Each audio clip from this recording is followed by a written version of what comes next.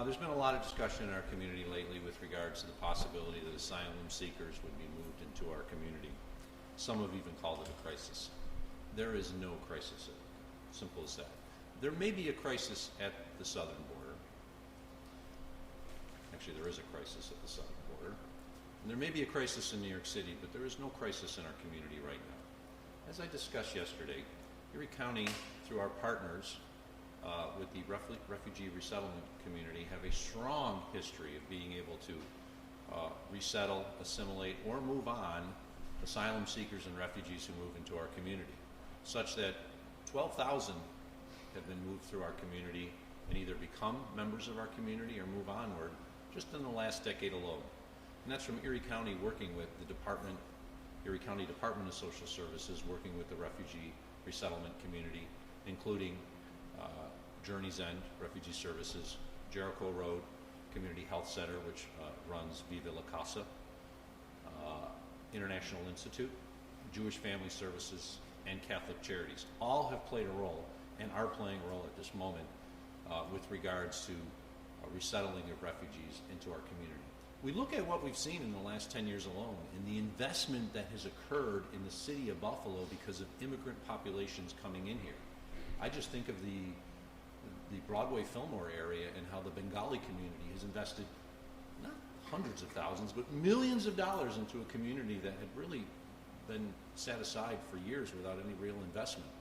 And now there are growing businesses and a growing population. We see the incredible turnaround in the city of Buffalo and Erie County with regards to communities that previously have been downtrodden, whether it be on the west side or the east side, or individuals moving into other parts of our community. We have always been a welcoming community, and we will always be, at least if I'm the county executive, a welcoming community. Unless you are a Native American, all of us came from individuals who emigrated into this country.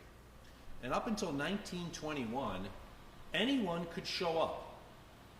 I am a descendant of Polish immigrants who came across in 1908 and 1911.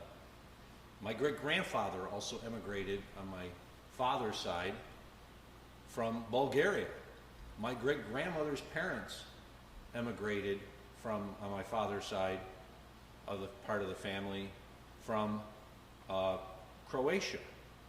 My mother's side of the family all emigrated from Poland at a time when you just showed up. You didn't have a paper, and you were either rejected at Ellis Island or you were allowed in, and you became an American citizen.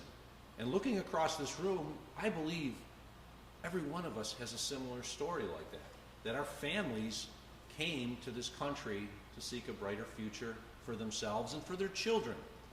We've heard about the stories about individuals who've made 1,000-mile treks from their home with their children to find a better life in the United States based on the horror that they face at home. I just read a story about a pharmacy assistant. So this is a professional, trained individual who was making no more than $100 a month in Venezuela, who was facing the possibility of Venezuelan gangs holding her basically hostage for half of her income, and she made the trek with her 5- and 6-year-old from Venezuela to the southern border of the United States to give those children an opportunity to lead a better life so that they would not be faced with gangs and no future going forward. That's what we're talking about here.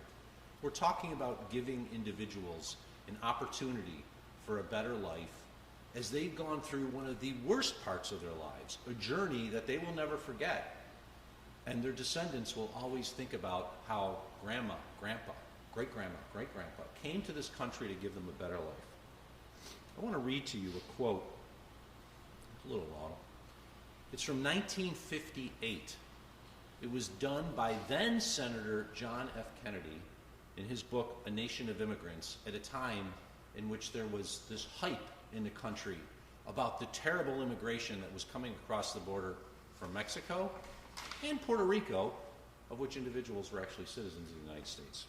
This is 1958. In just over 350 years, a nation of nearly 200 million people has grown up, populated almost entirely by persons who either came from other lands or whose forefathers came from other lands. As President Franklin D. Roosevelt reminded a convention of the Daughters of the American Revolution, remember always that all of us, and you and I especially, are descendants from immigrants and revolutionists. Any great social movement leaves its mark, and the massive migration of peoples to the New World was no exception to that rule.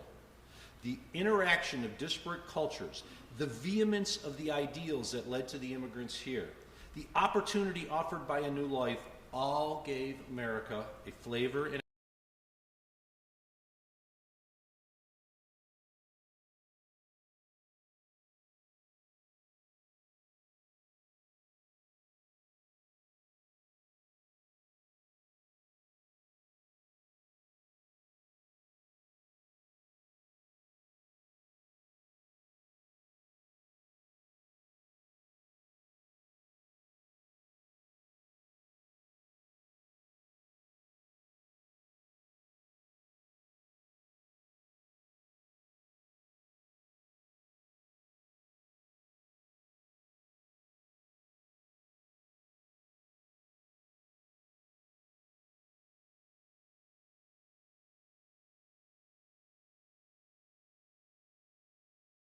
wrote that in 1958. Our country has had repeated waves of immigrants who have been treated horribly by the people that are called Americans. My descendants are my ancestors, I should say, of Polish background, of Bulgarian background, of Croatian background. We're called horrible things. We're told they should not enter this country. The same happened to the Irish. The same happened to the Italians. The same has happened over and over and over again. What we're seeing in the United States is not something new. Unfortunately, I'd hope we wouldn't see it again, but we are. And if we are to become the country that is inscribed on that plaque at the base of the Statue of Liberty, we need to understand that we can only grow and become a better country by truly taking in people from all over the world. The cultural diversity of Buffalo and Erie County is something that we are proud of. When people come to this community, they're amazed by the cultural diversity and how at any moment they could go to a restaurant of their choosing from any background. That is what our community is made of. Today, we are being asked to potentially house individuals who've left their lives, their families, and their livelihoods to come to the United States for a better life. They've traveled thousands of miles, mostly on foot, through horrible, horrible situations to come to the United States, like that pharmacy assistant, to create a better life not only for themselves but for their children. Just like our forefathers and foremothers came to this country, leaving behind everything they knew to a country that didn't even speak their language in the hopes that they could live the American dream. That's exactly what we're talking about today. And I hope our community will be as welcoming as I believe it is, and what I've seen since we've announced that we would welcome migrants to our community. Yes, there are those who are vocal, but I believe they are a vocal minority, not the majority of the people in this community. And as a result, we will do our best to ensure that these new Americans are truly new Americans that we can be proudly call neighbor, brother, and sister. Some information, I did speak to the New York State Department of Homeland Security Emergency Services Commissioner today, Jackie Bray, and I can report that no final decision has been made yet by New York State. However, they are considering housing asylum seekers, also known as parolees, at Buffalo State University and possibly at the University of Buffalo. However, Buffalo State appears to be a better option because the asylum seekers would not have to be moved once the school year started, as they would be placed in dorms the school will not be using for students. If they were to be moved in the short term to UB, they would actually then have to be moved out because there would be no room during the school year at the University of Buffalo. but there would be at Buffalo State. Any individual who would be moved here has turned themselves in at the border to federal authorities requesting asylum. I think that's very important to note. These individuals turned themselves in to federal authorities at the southern border requesting asylum. At that time, they were vetted by federal authorities, which includes fingerprinting and running criminal background checks connected with their home countries and any nations they may have passed through. I think this is very important to understand. The United States have relationships not only with Mexican, and I say the United States law enforcement like the FBI and other agencies have relationships with Mexican law enforcement just like they do with Honduran, Venezuelan, Ecuadorian, and they've run background checks and criminal checks on all of these individuals. If an individual criminal background check came up that they did have a criminal background, they would have been turned away and not allowed to travel to New York City. So there's a lot of unfortunate information out there saying, oh, these are all criminals coming here to rape our children and steal our jobs, is false. There will be no one, if they're moved to our community, that has a criminal background. They would not even have made it to New York City. I've been advised if they are moved by New York State, they would not be moved at least for the next week. We cannot speak for if we received earlier arrivals from New York City, as we've seen in some of the other counties where New York City did send a few busloads of individuals up to Orange and Rockland County. But New York State would not have any individual arrive in our community at least for 1 week. We have ongoing communications with New York State, as well as my office has been in touch with Mayor Eric Adams' office these last couple weeks, actually, with regards to the possibility of individuals being moved here by New York City. It may happen. I do anticipate that we will receive asylum seekers, individuals who are legally in the country at this time in our community. We have an incredible set of resources here available if needed, but the one thing that has been assured me is this would be paid for by New York State. If it's New York State, and New York City would pay for the costs associated with lodging, food, and other supportive services. They actually have a huge program that they've established in New York City alone that they would expand up here. As I said, this neighborhood, this community, this county, the Western New York region, unless you are a descendant of Native Americans like the Seneca Nation, we all came from immigrants at one time or another. Sometimes we forget that. But each and every one of us descended from an individual who made a voyage that was very difficult, a journey that was exceptionally, exceptionally difficult, and some, of course, were forced to do it against their own volition because they were turned into slaves. Our community, our country, is the beacon of the world. If a mother of a 5 and a 6-year-old is willing to walk 1,000 miles through jungles, through difficult areas, knowing there's gangs looking for them, to give her children a better opportunity in the United States, who are we to say they shouldn't be here? That's the type of person who's going to work hard, who's going to create a better life not only for their family, but create a better life for our community. And we should welcome them. We will. With that, I'll open up to any questions. Mark, just to establish and clarify, because I understand you're saying that whoever was to come this direction would have already been vetted and applied for asylum through the United States federal government. Are you saying that all 71,000 migrants that the governor has referenced that are a majority in New York City right now turn themselves into the border and apply for asylum, or are there some of those that cross the border illegally or have not yet applied for asylum? The question is in regards to all of the individuals in New York City. Have they all been vetted? I can't answer that question. All I've been told is the individuals who be moved here have all been vetted. And I think that's important to note. is that I can't speak for every individual. I'm not going to say all 71,000 in New York City that have passed through. I believe there's about 40,000 right now in New York City. They've already moved through approximately 30,000 individuals. But the ones that have been will be moved here have been vetted through the process. And I will note, at any one time, it's not unusual for us to have a couple hundred refugee seekers, asylum seekers in our community. That's exactly what's going on right now. As I noted in my statement yesterday, we have asylum refugee seekers, some of them who came up across the Mexican border from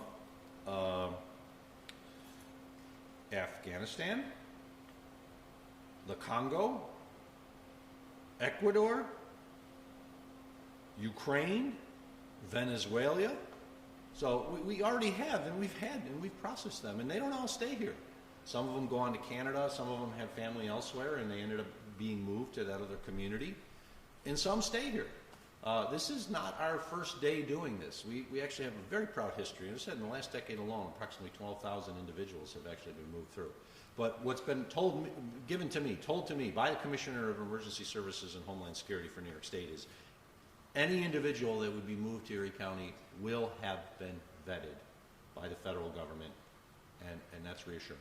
What about the promise of not putting any costs on the county or city? Well, the question was, what about the promise of not putting any costs? I've been told that the cost would be absorbed by New York City and New York State. The county annually invests in many of these organizations that do refugee resettlement. And so there's people today that are at Viva La Casa, which is part of Jericho Road Community Health Center. We provide funding to Jericho Road Community Health Center. We always have, at least during my administration, and we will continue to do that, just like we will support the other organizations that do refugee resettlement.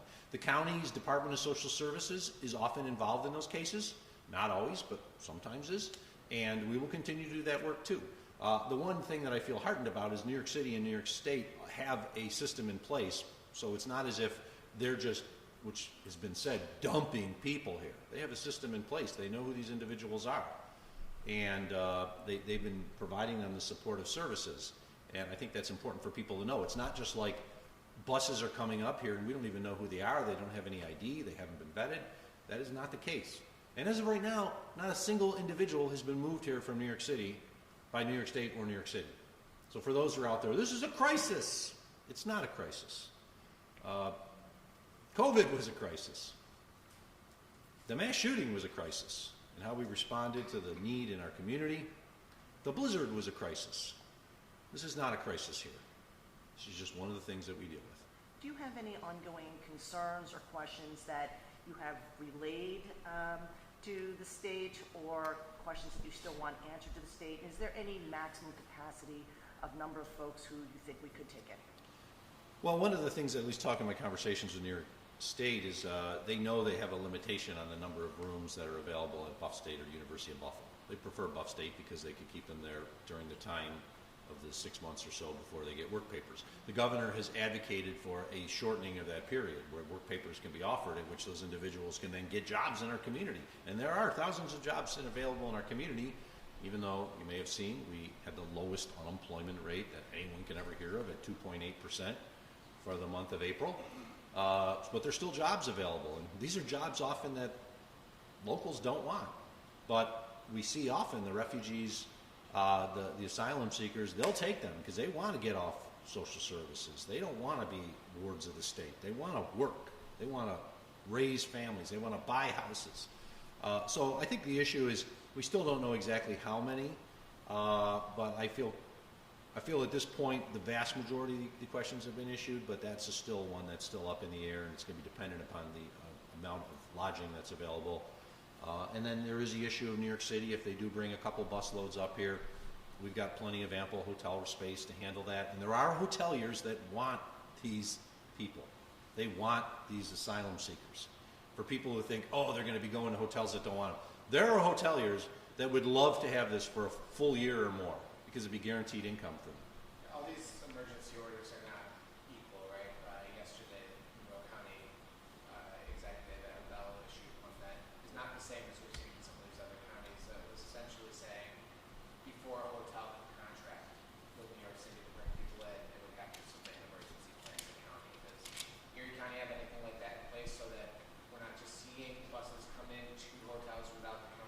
No, I was disappointed to hear that a state of emergency had been declared by both Albany and Monroe, but I was at least heartened to hear that they didn't do exactly what a lot of the other counties have done and said, no, we're barring it. However, I still don't think an order like that is effective. There are certain things you can do in using the public officers law and issuing a state of emergency. Preventing a private contract is not one of them. And as I said before, I understand they're trying to get a plan in place. We're all trying to get a plan in place. But I don't necessarily think that order is going to be, if it passed judicial muster, I think it wouldn't. I'm glad at least to see that Albany and Monroe County said we are welcoming. We don't mind. We're not going to prevent them from coming here, but I still think the emergency order is a little off.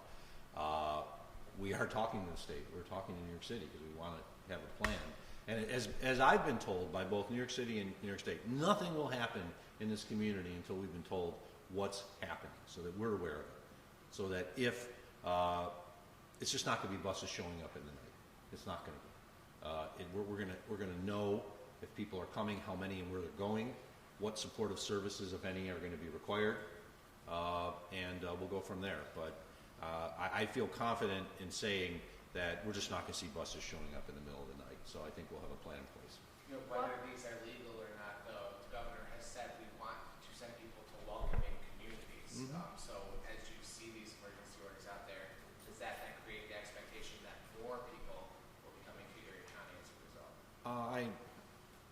I don't know. I'll say one thing that is a positive is they were expecting a mass amount of individuals showing up at the Mexican border with the expiration of Title 42, and that has not happened. They've actually seen a decrease in the number of individuals showing up at the southern border as a result of Title 42, and I think that's given some assurances that it's not going to be hundreds of thousands of people showing up at the border, where before I was hearing they were having 10,000 people showing up daily, then it went down to 4, and then it was like 3 recently. So at least seeing the numbers decline means that this is something that hopefully our country will be able to handle, unlike the thought that there were 100,000 people showing up on a day. So that's at least a good sign. Walk us through the logistics of it, because people aren't just going to be dumped off. Before they even get here, are they hooked up with one of the agencies, and is a space found for them? Like, there are a lot of planning steps that go into place before people would even arrive. Yes, and the question is, we'll walk through the logistics and is it a planning process? Yes, and that's one of the reasons why nobody showed up here at this point, is because they have to have a plan in place. Not just, here's where we're housing them, but how are we going to food them? How are we going to clothe them? If you're moving people into Buffalo, it's late May, that's great. What happens if they come from the border without anything and now they're here in September, in October, and it starts getting colder out and they need to have different clothes? So yes, the planning is going on at this as I speak. When I actually talked to Commissioner Bray this morning, she was coming out of a meeting, which was another planning meeting, and she said she had another planning meeting herself. I will be going into an internal planning meeting very soon between the county and our refugee community service organizations who've all been invited to just, okay, what are the resources we have at the table right now? Just as simple as, like, how many bars of deodorant do we have and things like that. So we just want to make certain, if by chance more people showed up here of their own volition, not from New York State or New York City, but they just show up here, and that's what happens every day. People show up here. What do we have of our own capacity? And that work's been going on for some time, but I wanted to bring them all into a meeting in which I was at so that we could at least understand where New York City and New York State are coming from and what the local community is capable of doing. The conversations I've had with leaders from the refugee resettlement community is we stand at the ready. We know how to do this. We probably know how to do it better than other places in New York State outside of New York City, because we've had thousands of people come through our community in the last few years alone. And I don't remember there being a crisis as a result of that. All I see is a better community with a lot more restaurant options. Mark, has there been conversations with officials from both campuses, officials from the communities that those campuses are in, just about this? And if so, what are some of those conversations pertaining to? I have to know. I mean, we're talking about state institutions, Buffalo State University, University of Buffalo. The state owns them, so they have the right to place individuals there. They are having those conversations. We are being advised of how that's progressing, and those conversations are going on right now. Any conversations with town leaders? I mean, you know, with them being on campus, they are still part of municipalities that are there, like Amherst, for instance, with UB and all. Right now, my understanding is they're trying to figure out how many people they could successfully place here without causing a problem. And at that time, I think then they're going to have those conversations with local leaders. Do you know Same. yet what the housing capacity, room capacity is I in the don't. state? You have to ask that question to the state. And when you say that they're not coming here for a week, what does that mean? Like, I've been advised by the commissioner that they would not be here for at least 7 days. for It's 7 days possible from today? from today. It's possible we could have arrivals within 2 weeks, but not in the next week. Something people are normally concerned about when they see things like this is they're going to be less for me if more resources are going to minors. Can you explain how the county resources might work like that? Any individual who thinks there's going to be less for them is just wrong. The county government, our county finances are strong. We had a very substantial budget surplus last year, and we've trended the first few months with a budget surplus. This will not require a tax increase or anything like that. We've reduced the tax levy many years in a row, so now it's at the lowest level. Not the tax levy, Sandra's gonna look at me. The tax rate. We've reduced the tax rate many years in a row to where it's now the lowest tax rate on record. So anyone who's like, oh, they're going to tax me more or they're going to take away my services, that is not the case. That is just not the case. We've done this before. I think that's the thing to remind people. I ran into someone on the street a couple days ago. It's like, I can't believe we'd be taking in immigrants. I said, we already do. And they're like, what are you talking about? I go, we take in thousands in the last few years. And you know that great restaurant you like to go to, Burmese? When did you think the Burmese came here in the last 10 to 15 years? Or the Somali restaurant? Or you want to go and even the person mentioned, yeah, I saw that new strip mall on Broadway near the Broadway Market. I go, yeah, that came from the Bengali community who didn't even exist here 10 years ago. We've been taking in immigrants constantly. It's one of the great things about the city of Buffalo and Erie County. And what I love about it is so diverse. And I've been across the United States where it's pretty homogeneous. Everyone's the same. At least they think they're the same. This is really diverse. Makes it a great community. And for those who are like, oh, we're going to have some immigrants here, it's going to take away from me. No, it won't. And if you want the proof about it, in the last 10 years, we've had over 10,000 or 12,000 refugees pass through our community, and it didn't take a penny away from them in the past. Are you a little upset with the federal leadership, though, that this is kind of being dumped over onto states without a plan federally, and then it trickles down to you as local leaders to handle it? The question for those who might not have heard is, are you upset about federal leadership and how this is being passed on to local leaders? Yeah, I'm not happy about it. This has to be solved at a federal level. It requires Democrats and Republicans to come together, and unfortunately they just like to smack each other over the head, but they need to solve this problem. And it is solvable. It is not something that you can't ignore, but it is solvable. And local governments have to pick up their share a lot when things are unable to be done on the federal level. It happens quite often. I have a very good relationship with the Biden administration.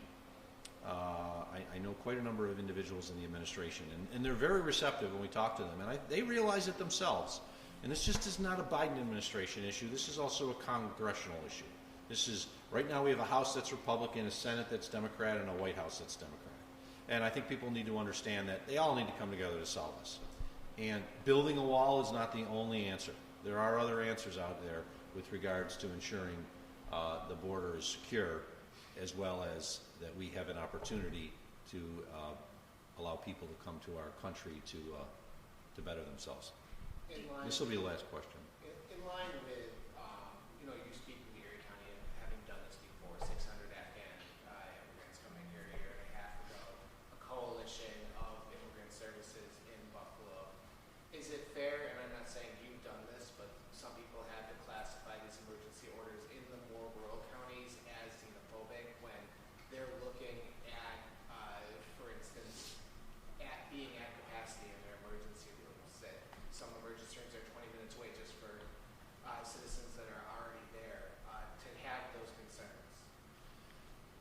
I was very disappointed in what some of my county colleagues did because I felt that the orders were illegal and immoral. They may have problems in their community, but we get elected to solve problems, not ignore them. And I was disappointed in some of my county colleagues. I'm the president of the New York State Association of County Executives this year. And right now, there's a few county executives who don't want to talk to me. So be it. We get elected to solve problems. How many of you remember, and it wasn't that long ago, I think it was in my first term, when we ended up, we were going to get Syrian refugees from the crisis that was going on in Syria. And there were members of our community, including some legislators in the Erie County legislature, who said, you have to stop these terrorists, these Syrians from coming into our community. And I was like, no, we're going to welcome them. We're going to show them that this is their new home. What happened? We got a whole bunch of new Americans, but nothing bad happened. And I remember that because there were some people, some people were advising me politically, oh, Mark, you shouldn't touch this issue. You shouldn't be saying we're going to be welcoming the Syrians because automatically people are saying, oh, they're terrorists. Nothing bad happened. We opened up our community to Syrian refugees, some who stayed here, some who moved elsewhere. But now they're new Americans. And they will remember how they were treated in Buffalo and Erie County. And I'm hoping that the individuals, when they come here, and I believe they will remember how they were treated in Buffalo and Erie County. And when they become American citizens, and they proudly show up that certificate of American citizenship, they will treat people the same way that we treated them. And we will be a better community for it, a better country for it. With that, thanks everyone. Have a good day.